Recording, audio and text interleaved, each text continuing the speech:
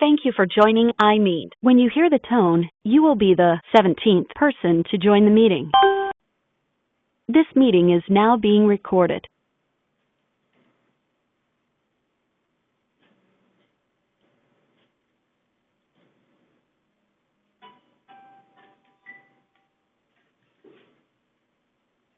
Hey everybody, good afternoon. This is David Blake with Tuesday Tech Talk, and got a lot to cover today. So we're going to just quickly review the last few days, try to figure out what's going on with this market and this tech wreck, and then after that we'll go over some of the sectors, and then we're going to go over some of the financial stocks today, break that down to what kind of different industries we might be able to go into. If this is your first time joining us, we usually talk about 20-25 minutes. This will probably go a little bit longer, but then we open it up to questions from you all. You can talk about different industries or individual stocks, whatever's on your mind.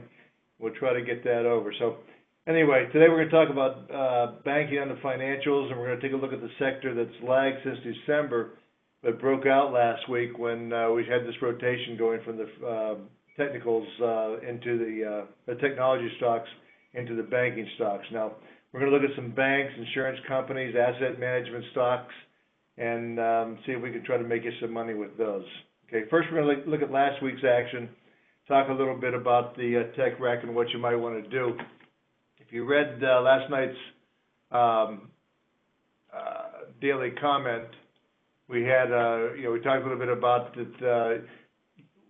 I don't see this as a prolonged correction like that. It looks more like we have a nice bounce back today, but what you basically have is a rotation out of the high-flying tech stocks that were just quite frankly they were very overbought. That some of these had gone 6, 7, 8 months without even a 5% correction. So we got about a 5 to 10% correction. A lot of them came down to the 50-day moving average. If you look at some of their charts, bounced off of that and closed higher.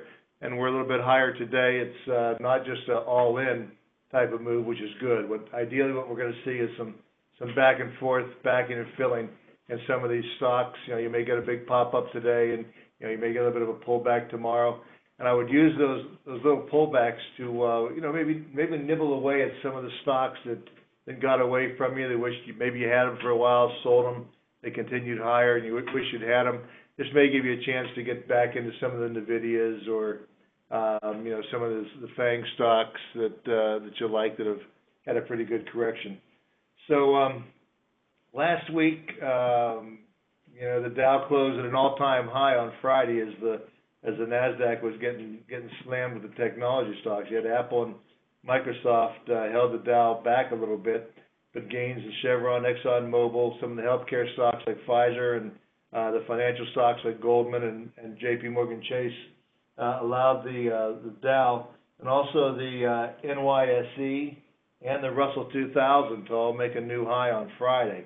Yesterday, you had another new high on the NYSE, which is a broader index than just the Dow is.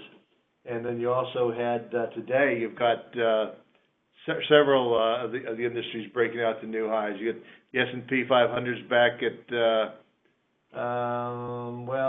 it's a little bit shy of a new high, but the Russell 2000 is at an all-time high again, and so is the Dow and the NYSE again. So this rotation is good for the broader market. It can help us and take another leg back. Some of the laggards are now coming back in line with the broader market.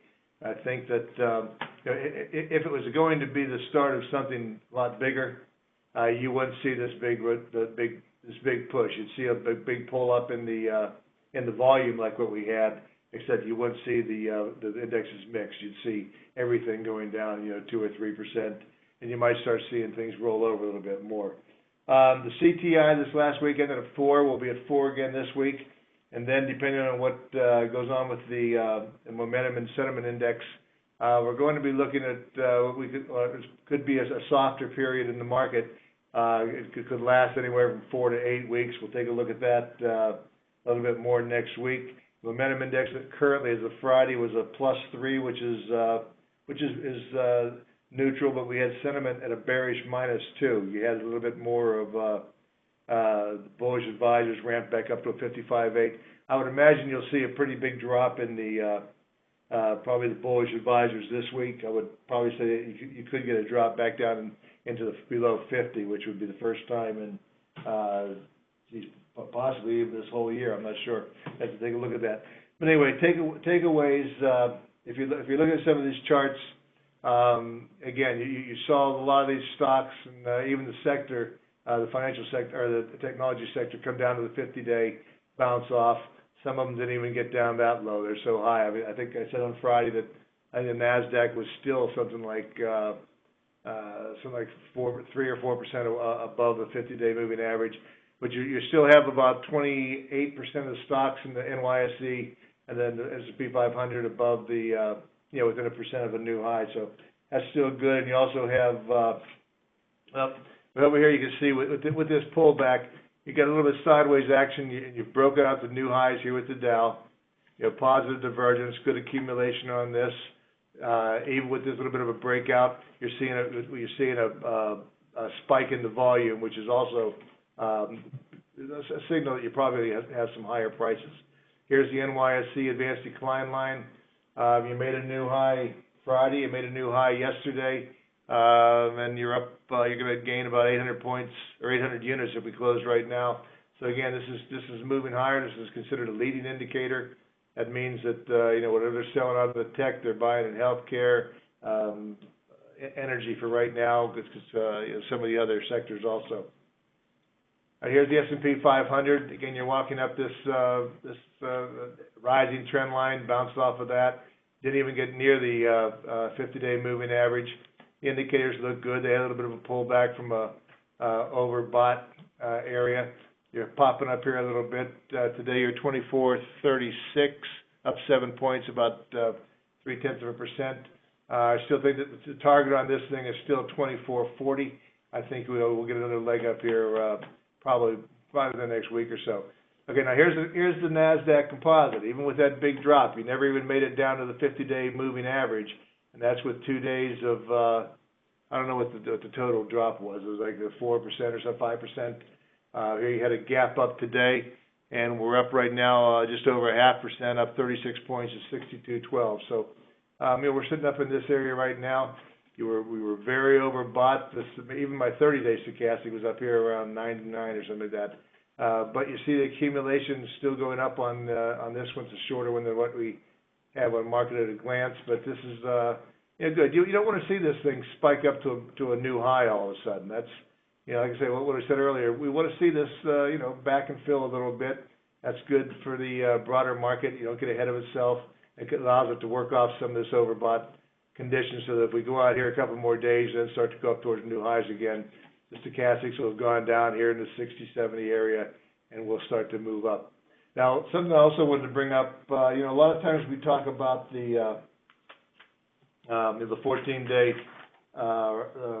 RSI, and I want to talk a little bit about that later on. But you can see, even with this big pullback, the 14-day RSI just barely made it down to 50. In a bullish trend, you want to see that thing stay above 40. We haven't even begun to test that. We got a little bit lower over here, but then we reversed right away and made new highs. But that's telling you that how overbought we were when this thing corrected. Okay, here's the advanced decline. You would think you'd be seeing something more like this over that 2-day period. But what this is telling you is because as I said, the Russell 2000 made a new high on Friday. This was a very small amount of semiconductor stocks and the big cap tech stocks that pulled this back, and now we're up here trying to make new highs. You're going to pick up 700 units again.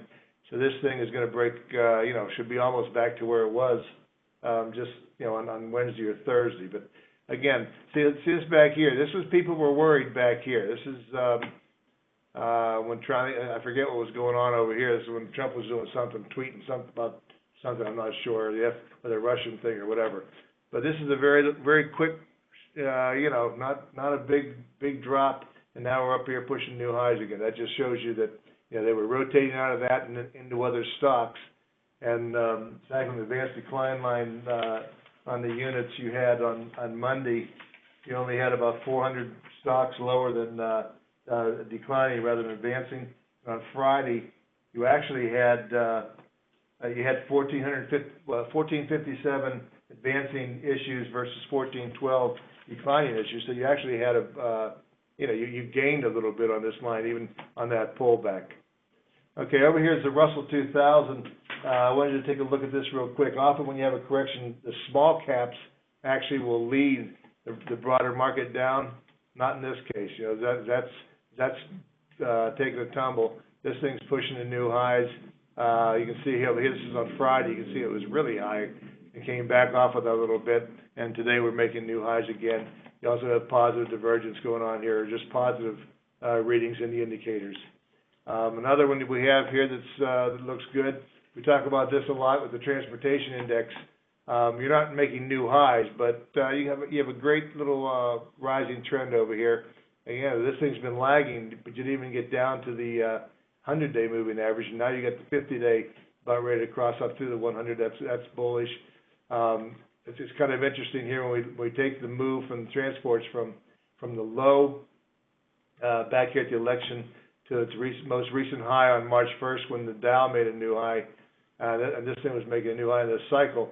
Once you correct it, we talk about the Fibonacci retracements, and we had a 50% retracement of this whole move, and that's where you would hope to find support. We found that there, the 50% retracement twice, and we also bounced off of the 200-day moving average, which is good, and now you're seeing some nice accumulation again as this thing's moving higher. I would imagine we're going to go probably test the old highs over here probably fairly soon within the next week or so on that. So now before we look at a few stocks, I just want to talk a little bit about, we're going to look at a couple of the sectors so you can see some of the rotation going on. Okay, here's the technology sector, the XLK.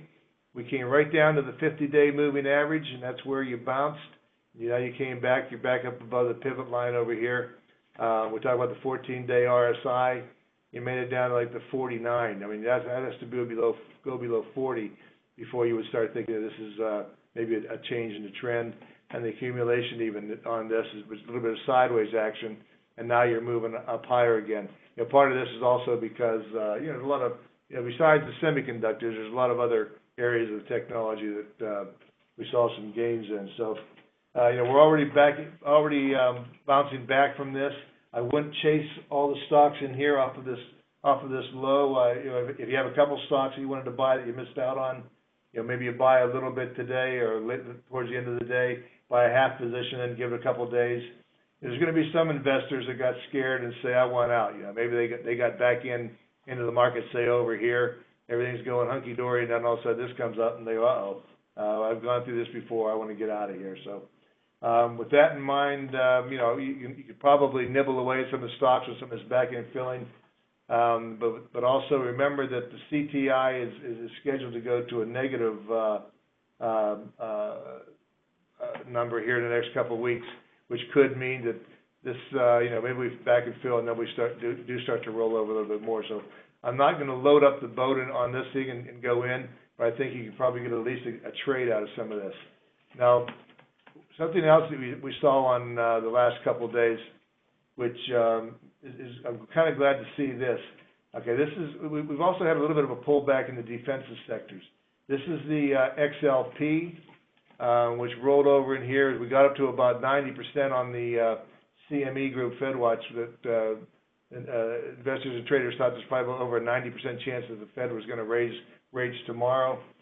This is a defensive sector, pays a high yield, and you're starting to see that roll that over, which I think is good. We had the breakout over here, but a lot of traders were concerned. Why are the defensive sectors like utilities and consumer staples moving higher, and the 10-year yield going down to from 260 back in March all the way down to 214, I think, possibly on Thursday or Friday last week. Not exactly sure what was going on there, but it's good to see these. If you're going into some rising rates, you want to see some investors taking some profits in the XLP. I would not be looking to add to XLP on this pullback. I think you can probably go down here. Worst case, you're going to probably test this breakout line. But a lot depends tomorrow whether the Janet Yellen says, you know, things are slowing down, we're data sensitive, but we may not be as aggressive going forward. If that happens, you probably will see some of the financials pull back a little bit, and you may see a little bit of a bounce in the consumer staples. But I don't think we're gonna hear that. But that's your risk. There's no sure thing, and that would be the one of the risks tomorrow. If she really comes off dovish and says, I'm not sure we're going to be able to raise rates later in the year. We'll have to see on that, but that would be a little bit negative for what we're talking about today. Okay, just along with the consumer staples, here's the utilities.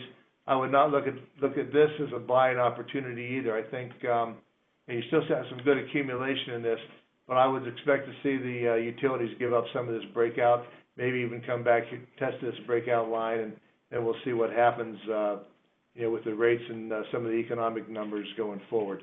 But again, I would possibly even think about scaling out of the utilities and consumer staples if she, her mindset is that we're going to raise rates now, and we're probably going to raise rates as soon as September or October. That would be good for our financial stocks and some of the others, but it would not be so good for the XLU and XLP. Okay, now something I do want to look at here. Where have we seen the money go over the last couple of days?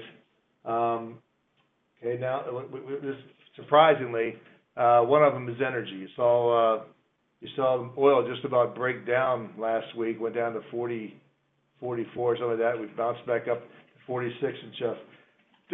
I'd advise you not to chase this oil trade. We talk about this a lot.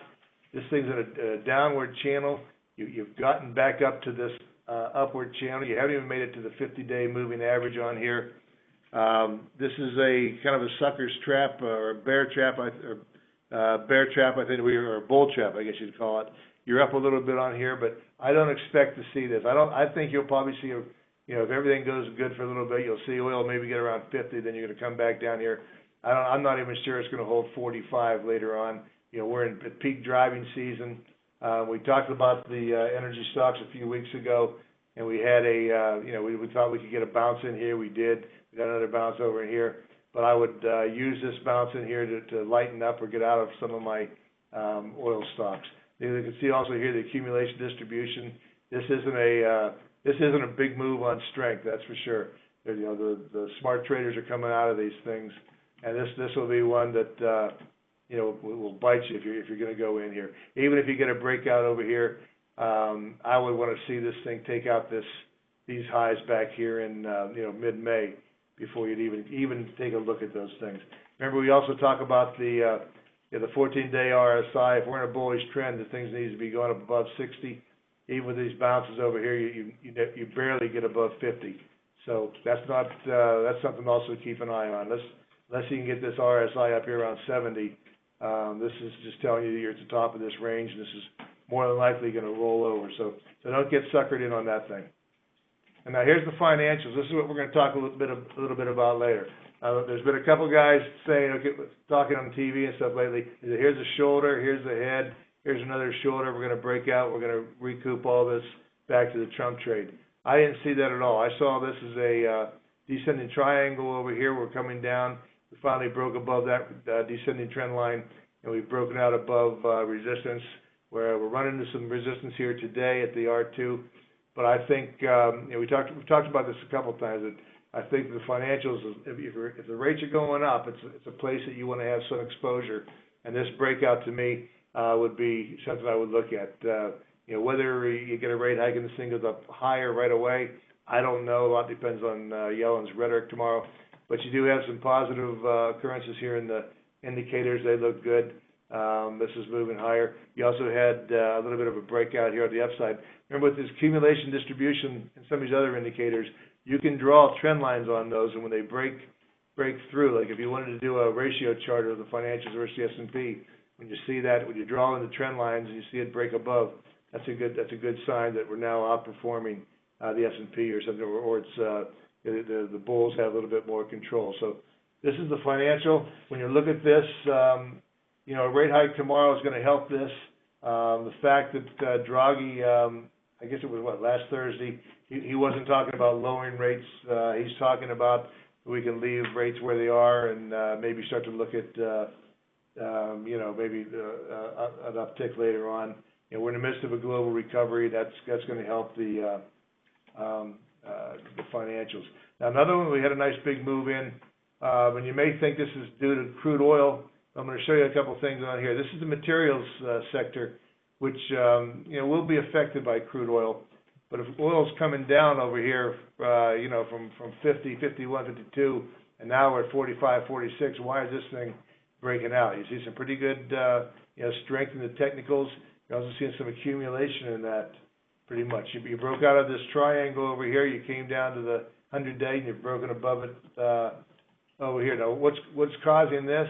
I think it's your, traders are starting to think a little bit more that maybe this infrastructure play is coming back on board, and if we get this Russia stuff behind us, we can, Trump maybe to get a few things passed. I want to take a look at the two things on here. This is the copper ETF. It's JJC. Copper is usually looked at as a, kind of a leading indicator of what the economy is doing. You're kind of moving straight down here. This was the Trump trade. Oh boy, things are going to go great. We're going to build the infrastructure. As that starts to go off the table a little bit, we're walking our way down here. Okay, now we've broken out of this pennant or triangle position here, gapped up here, ran into resistance to 100, and copper's moved back down here a little bit. We'll see if we can hold this thing here. But you have some positive divergence here, and you can see the breakout here on the accumulation. So people were buying this breakout over here. So that's something to consider. And now here's another one here. How about wood? How about lumber? If you're going to build some things out, you want to have lumber should be participating too. So you have lumber breaking into a nice upward channel in here. You're only about halfway up the channel here. You could probably move higher on that also. But one word of advice on these things. I caution you against going in here and buying copper and lumber and that type of thing. The symbol on this is WOOD. The other one was JJC. But the problem with buying some of these ETF commodities, you can get stuck in these things because they're not real liquid. Some of these things trade less than 25,000 shares a day. This wood trades about 17,000 a day, so it's not smart to get in these things and go, okay, I'm going to buy metals. I'm going to buy the metals trade more, but if you look at some of these things, don't trade them unless they trade at least 100 to 150,000 shares a day. Otherwise, you can get stuck in here. If you built yourself a position over in here, and you're thinking about coming out, you could actually move the market yourself, and you might not be able to get out. And if you're trying to buy in here, you might be able to push the thing up yourself. So. Unless they have a lot of volume, they're not very liquid, and I wouldn't consider buying these things as a way to play an infrastructure trade. Okay, another benefactor of this rotation going into small caps and some of these sectors is the healthcare. You can see over here we broke out of about a triple top on the XLV, and we had a nice run up here. Went a little bit, we've gone sideways for about a week and a half. But the underlying technical indicators look good on this thing. Now, we're going to look at the biotech ETF here in just a second. But what I want you to realize, over the last couple of weeks, we've talked about the healthcare. That just because the biotechs are stuck in a range, it doesn't mean that the healthcare can still break higher. We have right here, if you go to the industry group analysis in Market Edge, you'll see medical supplies is one of the groups in healthcare. The relative strength is 1.11, so it's outperforming the S&P by 11%. Medical devices, you can go in there and find a couple of good stocks. Relative strength on that is 1.08. We're outperforming the S&P by 8%, and even healthcare products is outperforming by 2%. So just because the biotechs and pharmaceuticals aren't outperforming, you have these other groups in there that are. They're significantly doing it. Okay, here's the IBB. We're always talking about this thing over here. We thought we were going to get our breakout. IBB needs to get above 298, 300 before you start really going into here. You're going sideways on this AD line down here. A little bit of negative divergence there, a little bit of negative divergence there. until you see this breakout, maybe you nibble something on a breakout down, or breakdown down to the 50 or something like that. Why is this thing not breaking out? I still think there might be a little bit of a Trump overhang on this. He still occasionally will tweet something out about drug prices, and until we get a definite plan on this, the Health Care Act that they're trying to push through, I think that's going to hold back some of the biotech. So I'd have a list that I like that maybe you buy on a little bit of a pullback. And again, you never want to load up into one biotech. You usually want to buy a couple of them, especially because you never know, one of them can get bought out, and you may own that one that goes from here to here. So you kind of diversify with that, but keep your eye on here. If you want to get more aggressive, wait until this thing gets up here to the 298, 300, and you start seeing this thing really go.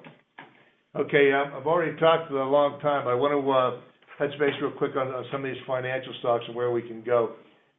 We already briefly talked about the fall in the 10-year Treasury and what might have caused that. But this rally isn't just about banks. When they talk about, okay, the financials are rallying. The financials are made up of a lot of groups, just like the healthcare. In fact, right now, if you go to the Market Edge industry group, you'll see that full line insurance companies are outperforming the S&P by 5%. The internet financial groups like E-Trade, Ameritrade, Schwab, they're outperforming by about 2%. Then you have the diversified financial group. You have life insurance, which is outperforming. You have Eastern banks, Western banks, regional banks. And this thing I want to show you right now, if you go into the new Market Edge site, which a lot of you are trying out, I hope you're giving us some feedback on what you find out. If you go into industry groups, you can go along here, and this is a screen capture from this. And if you want to look and see how some of these groups quickly are doing against the S&P, if you put your mouse over these things, you're going to get a chart that's going to pop up. Here's the S&P 500, and here's this is the Internet Financial Group. You can see this thing working its way lower, going sideways.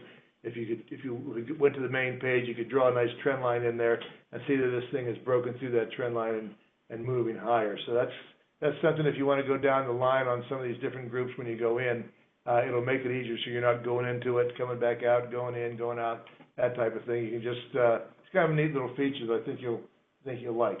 Okay. This is the Internet Financial Group. Ameritrade, AMTD is the stock in there. E-Trade, ETFC, Schwab, SCHW.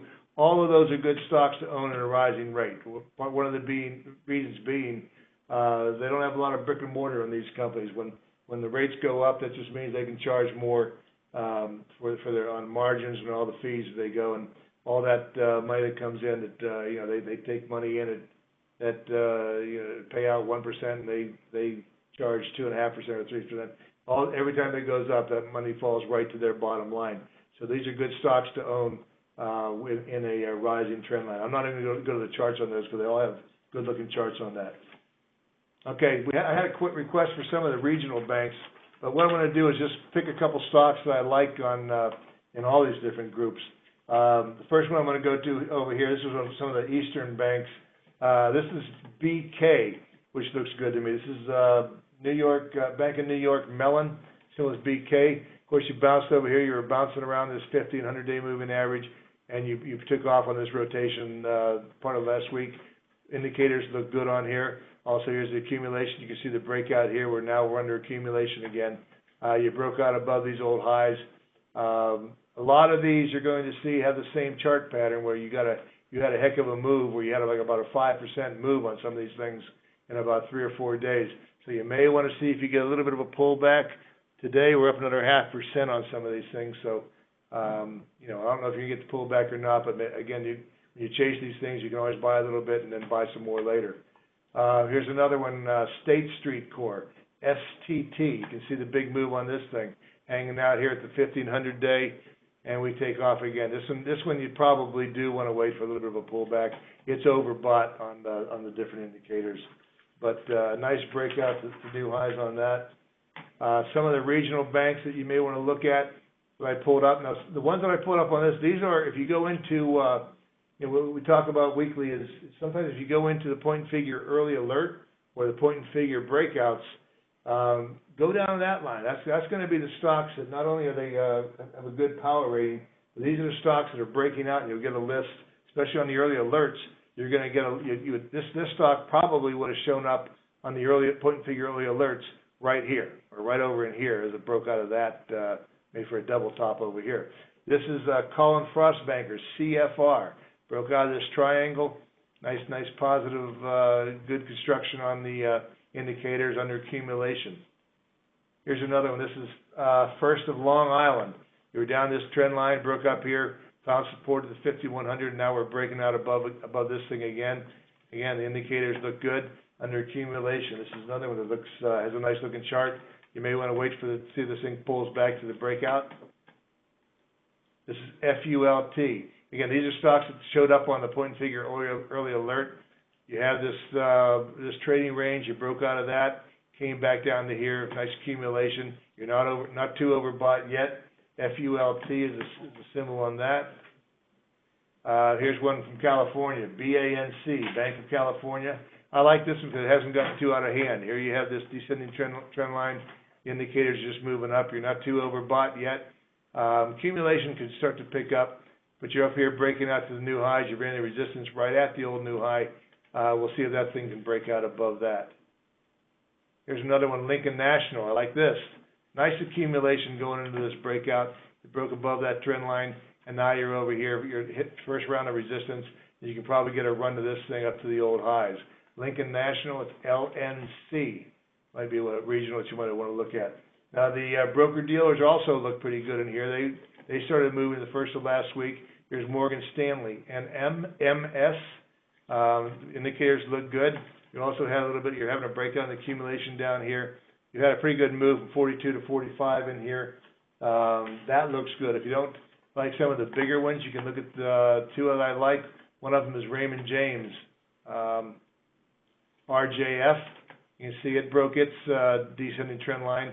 Good indicators are strong. You broke out over here at resistance. You're up here trading around the 78 range. This is probably going to work its way up to new highs. Legg Mason, LM. Again, you have this resistance line up here, and you finally broke through it. The indicators are strong. You have a pickup in your accumulation line down here. The exchanges also have had a good breakout. Now, these I would wait for a pullback. These things really took off. Here's the ICE. This is Intercontinental Exchange. They own the New York Stock Exchange now, and some of the other ones. A big jump in here off of this. I would wait for a pullback of this. This thing's overbought by any means, but you can see where the people were dumping this thing, and now it's gotten a breakout on the accumulation. Another one of the exchanges that looks good is CME Group. Same kind of chart though. You're overbought. You may want to pull back. If we are going to take another leg higher here, the exchanges will do well going forward. So take a look at those. The big banks look attractive in here. One of my favorites at this stage is Citigroup. You've gone, you were in a trading range back here from December when we got the first bounce off the election. Really didn't go anywhere.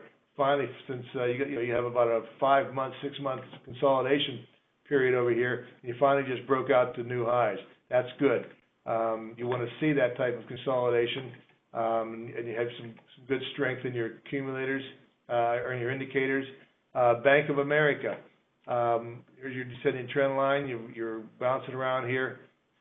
This, I'd like to see a little bit more sponsorship than what you're seeing right in here. You had a nice little bounce off of this, but I think I would like to see Bank of America I'd like to see another couple of days where we're moving up a little bit on that.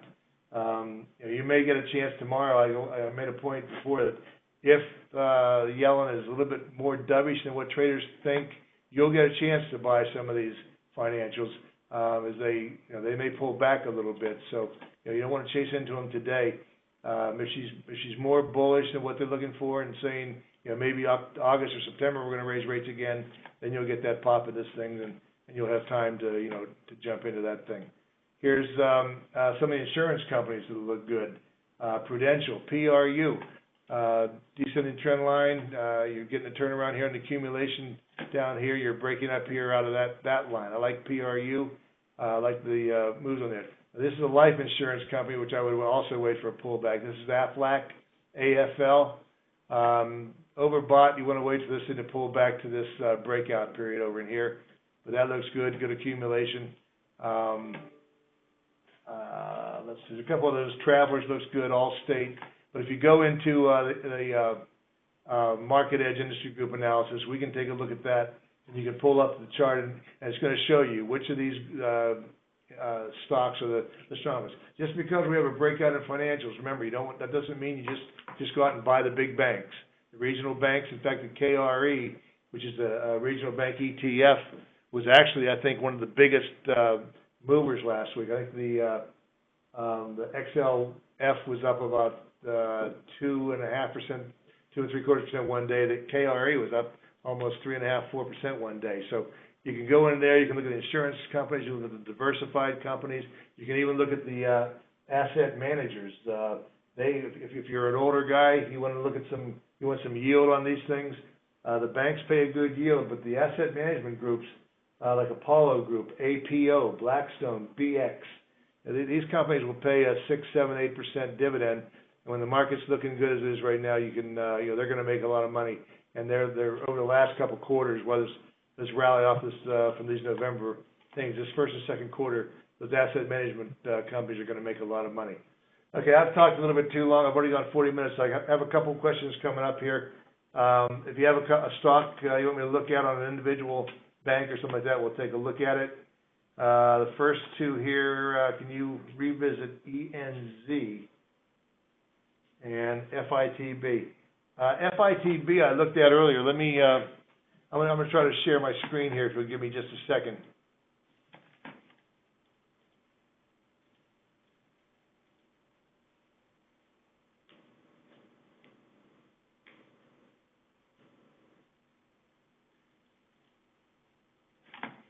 Okay. All right, FITB first, since we're talking about banks. Again, you have your your descending trend line through here. You're right up here running the resistance at the 100-day. A little bit overbought. You know what? I would wait to see if this thing comes back. This thing's going to probably pull back a little bit. I don't like this in here. And you're overbought. I would wait on FITB, give it a day or two. Either it's going to break through this thing tomorrow, which will be bullish, or you're going to maybe come back down here between today and tomorrow in the morning and probably test this 24 and change area. So I would again, I would probably hold off a little bit. ENZ, Enzo Biochem, walking our way up here. We had the breakout over here. I'm not sure when we looked at this last. Yeah, I mean, this was a little bit negative divergence over here. But you've worked off some of this overbought area here when you're going that sideways action.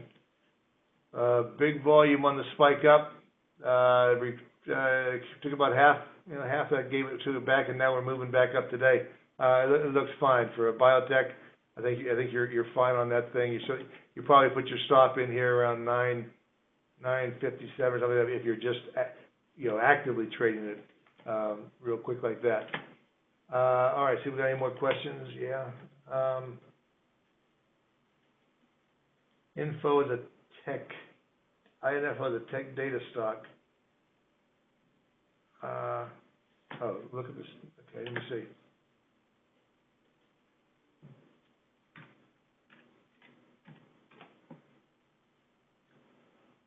I don't think this is what you were looking at.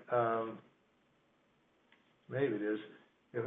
IHS Market Limited, INFO. This looks pretty good to me. You're going sideways a little bit. You had like a little bit of a, they call this a flag, a bullish flag. If you're breaking out up this way again. If this is the stock you're looking at, and you're thinking about buying, if you're thinking about selling, I would hold on to it. I think you can.